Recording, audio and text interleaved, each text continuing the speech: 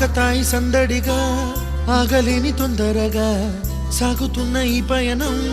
ఎంతవరకో రేపు వైపు ముందడుగా లేనిపోని దుందుడుగా రేగుతున్న ఈ వేగం ఎందుకొరకో మట్టికి మబ్బుకి ఈ వేళ దూరం ఎంతంటే లెక్కలే మాయ